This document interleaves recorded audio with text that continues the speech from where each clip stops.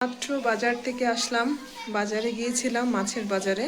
ভেবেছিলাম যে আজকে অনেক মাছ নিতে পারবো, কিন্তু আজকে নাকি বাজারে মাছই কম ছিল, যার কারণে অত মাছ নিতে পারিনি, অল্প নিয়ে আসছি। আবার আগামীকাল যাব।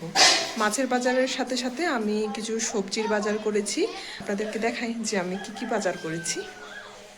দেশি কই, তেলাপিয়া, আর হচ্ছে এখানে অল্প ছোট মাছ। খেতে আমি খুব পছন্দ করি, আমার জামাইও খুব পছন্দ করে। মাছের মধ্যে শুধু এটা।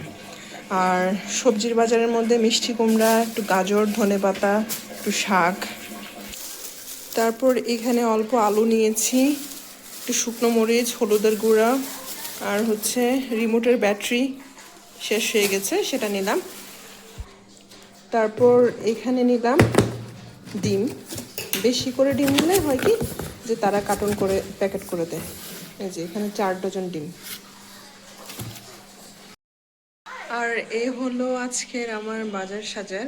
দুপুরের এখন বাজে 1টা। মেয়ের বাবা খাবে না, সে অফিসে খাবে। এখন আমার তেমন কোনো তাড়া নেই, আমার বাজার সাজারটা গুছিয়ে তারপর রান্নাটা বসিয়ে দেব।